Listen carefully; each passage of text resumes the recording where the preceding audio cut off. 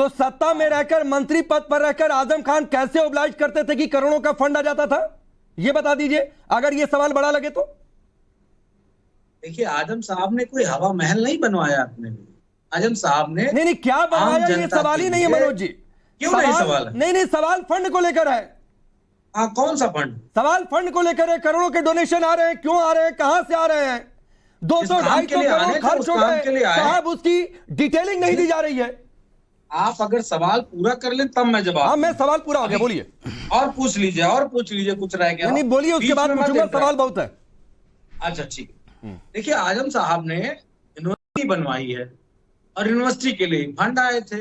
आजम साहब जिस तरीके से रहते हैं वो सबको पता है, उनकी प्रॉपर्टी जिस तरीके से, वो भी सबको पता है। यूपीए की सरकार थी, समाजवादी पार्टी की सरकार थी, पूर्व में बीजेपी की सरकार थी, अटल बिहारी वाजपेयी भी थे प्रधानमंत्री, तमाम सारे लोग थे। आजम साहब के बारे में कोई आज से जान रहे हैं क्या? या आजम साहब ने अगर कोई हेरा फेरी की थी तो ये आईटी वाले, ईडी वाले क्या मतलब कुछ भांग वांग खा लिए थे क्या? तभी छापा मार देना चाहिए था कि आखिर इतने दिन से गड़बड़ी कैसे कर रहे हैं। एक बात। लेकिन अगर दूसरी तरफ एक विश्वविद्यालय बनाने से आजम साहब के प्रति इस तरह की भावना रखी जाएगी तो इसकी लड़ाई समाजवादी पार्टी लड़ेगी। और दूसरी महत्वपूर्ण बात, हम ईडी और आईटी को कुछ नहीं बताएंगे, कुछ भी नहीं बताएंगे। जो कुछ बताएंगे वो माननीय न्यायालय को बताएंगे, क्योंकि ये ना तो निष्पक्ष ईडी है, ना आईटी निष्पक्ष है, और ना ही ये उस तरीके का काम कर रहा है जिस तरीके के काम के लिए ये जाने बनाए गए थे या जाना जाना चाहिए इनको। इसलिए न्यायालय के प्रति, अब कहोगे आप न्यायालय को बहाना क्यों मार रहे हो? 100 से ज्यादा मुकदमे आजम साहब पे लगे और 100 के 100 मुकदमों में बेल मिली, और कितने सारे ऐसे मुकदमे हैं जिनको वापस करना पड़ा, जिसने कराया वो ठीक है। लेकिन मेरे सवाल का जवाब नहीं मिला। आपको पहला सवाल छोटा लगा, मैंने दूसरा सवाल कहकर पूछा कि बड़ा लगे तो जवाब दे दीजिएगा कि मंत्री पद पर रहकर किस तरीके से ऑब्लाइज करते थे कि करोड़ों के फंड आ जाते थे। भैया, जिसकी सरकार होती है उसको सभी। अरे तो कैसे ऑब्लाइज करते थे आजम खान? कैसे ऑब्लाइज करते थे? वैसे कैसे डोनेशन आता था? बीजेपी ऑब्लाइज कर रही है। अच्छा, जैसे बीजेपी ऑब्लाइज कर रही है उसी तरह तो ऑब्लाइज होते हैं। चलमड़ी, ईडी, सीबीआई सब आपके मोहरे हैं पूरे। अरे रुक जा भाई, रुक हाँ, जा। नहीं हाँ। सबसे ज्यादा कार्यालय बन गए पूरे देश में। हाँ। ये पता नहीं कौन सा ऑब्लाइजेशन था। अच्छा, यहाँ एक मकान नहीं बना पाया मैं 42 साल की उम्र में, किराए के मकान में रहता हूँ। इनके तो मंत्री विधायकों को छोड़ो, इनके कार्यालय पूरे देश भर में बन गए। आप कल्पना करो कितने जिले हैं, कितने कार्यालय, और 5 स्टार 7 स्टार कार्यालय। अभी मैं दिल्ली गया था, मुझे तो कोई इतना सुंदर भवन ही नहीं लगा। अच्छा ठीक है, बीजेपी का कार्यालय। अरे तो बनवाइए ना, आपकी पार्टी के पास भी पैसा कम नहीं है।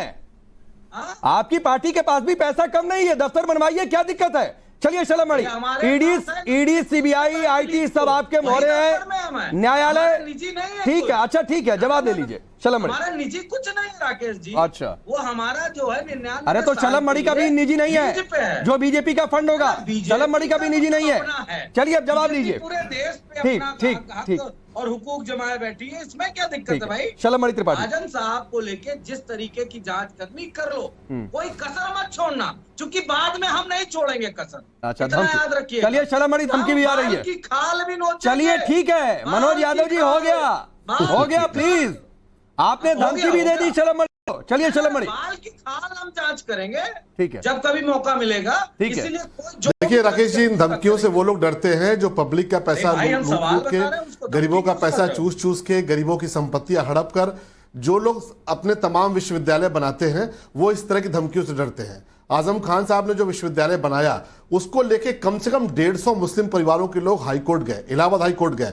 और आप इनके पूरे प्रकरण में इलाहाबाद हाईकोर्ट की अगर टिप्पणी पढ़िएगा तो कितनी सख्त टिप्पणी थी, लेकिन समाजवादी पार्टी की सरकार थी।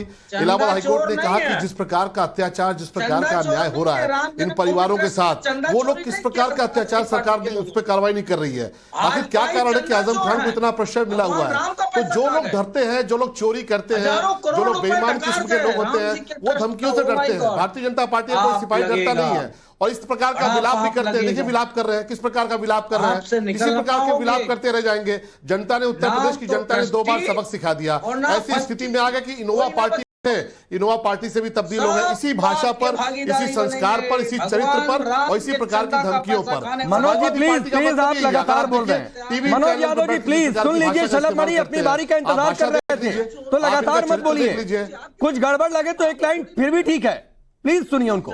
शलभ मणि अपनी बात पूरी करिए। मनोज जी प्लीज शांत रहेंगे, प्लीज प्लीज प्लीज। चलिए शलभ मणि जी। और राकेश जी, भारतीय जनता पार्टी से इतनी नफरत हो सकती है, जरा इनसे पूछे कि आय से अधिक संपत्ति का मामला कांग्रेस सरकार ने क्यों खोल दिया था? कांग्रेस पार्टी ने सीबीआई जांच के आदेश दिए थे इन तमाम जो छोटे मोटे दल हैं, तो एक तो बेईमानी करोगे, उसके बाद इस पे रोग भी कार्रवाई जब होती है तो आजम खान अगर इतनी पाक साफ है तो इतने महीनों तक जेल के भीतर क्यों रहे?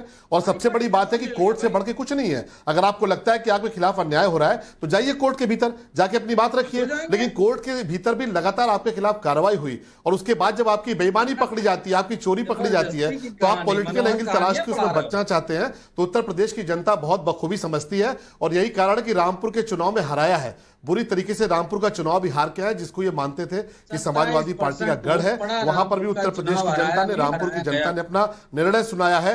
90 साल की बुजुर्ग माता की जमीन कब्जा की, तमाम सारे गरीबों की जमीनें कब्जा कर ली, तमाम सारे लोगों के मकान कब्जा कर लिए। ऐसे मकान कब्जा करके, ऐसे जमीनें कब्जा करके आप कौन सा विश्वविद्यालय बनाना चाहते हैं? जिस प्रकार की अराजकता रामपुर के भीतर थी और समाजवादी पार्टी ने पूरा प्रश्न दिया, पूरी तौर पर खुला प्रश्न दिया। इलाहाबाद हाईकोर्ट को कहना पड़ा कि ये तो जंगल राज है भाई, ये तो अन्याय की इंतहा है कि आजम खान लगातार लोगों की जमीनें कब्जा करते हैं, लोगों की प्रॉपर्टीज कब्जा करते हैं, उसमें विश्वविद्यालय बनाते हैं और समाजवादी पार्टी सरकार चुप है। तो निश्चित तौर पर उसी कार्रवाई का जो उन्होंने किया आज वो भुगत रहे हैं।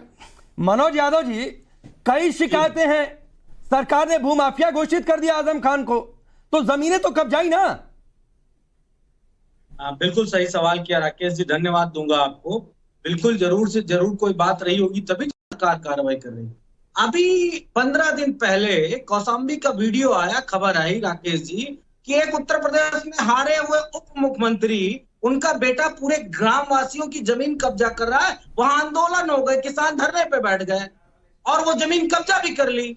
तो कोई मुकदमा नहीं हुआ, न बुलडोजर चला, न उसकी जमीन छुड़ाई गई, न उन किसानों को न्याय दिया गया। तो आजम खान की जमीन कब्जाने को आप जस्टिफाई कर रहे हैं? मैं नहीं कर रहा। तो कर रहे हैं ना फिर? पास है तो या तो तार्किक जवाब देते कि आजम खान ने जमीनें नहीं कब्जाई। देखिए सुनिए, तो आपको कौशाम्बी जाने की जरूरत नहीं पड़ती मनोज यादव? क्यों नहीं जरूरत पड़ेगी? ये राजा हरिश्चंद्र के औलादे हैं क्या जो इनके खिलाफ नहीं बोला जाएगा क्या? सब पे बोलेंगे, एक एक पे बोलेंगे। योगी आदित्यनाथ ने तो अपनी दुकानें तोड़वा के पैसा अंदर कर लिया, गरीबों को दुकान का मुआवजा तक नहीं दिया। वो तो महाबेमान हो योगी आदित्यनाथ है। क्या कोई बातें छुपेंगी क्या? सब सामने आएगा। और बीजेपी जिस तरीके की राजनीति कर रही है, इसका प्रतिबिंब हम दिखाएंगे आने वाले समय में। इनकी भाषा देखिए कैसी भाषा है। शलभ मणि, रामपुर पर सवाल पूछा गया तो ये कौशाम्बी चले गए। इनकी भाषा देखिए। क्यों नहीं जाएंगे? कौशाम्बी में क्या राजा हरिश्चंद्र पैदा हुए थे? तो पहले रामपुर का जवाब दे देते ना, पहले रामपुर का जवाब दे देते, उसके बाद जाते कौशाम्बी। क्या कोई नहीं रोकता। आप जांच कर रहे हो, ईडी आपकी। चलिए शलभ मणि इस पर जवाब दीजिए, फिर मैं शायद आपके पास जाता हूँ। प्लीज प्लीज, ठीक है, 2 मेहमान इंतजार कर रहे हैं। मनोज यादव जी प्लीज। राकेश जी, अगर इनके पास तथ्य हैं तो कोर्ट के भीतर चले जाए। इनके पास अगर तथ्य है तो कोर्ट के भीतर चले जाए, कोर्ट में सब दूध का दूध पानी का पानी हो जाएगा। केवल टीवी पर झूठ बोलने से कुछ नहीं होगा।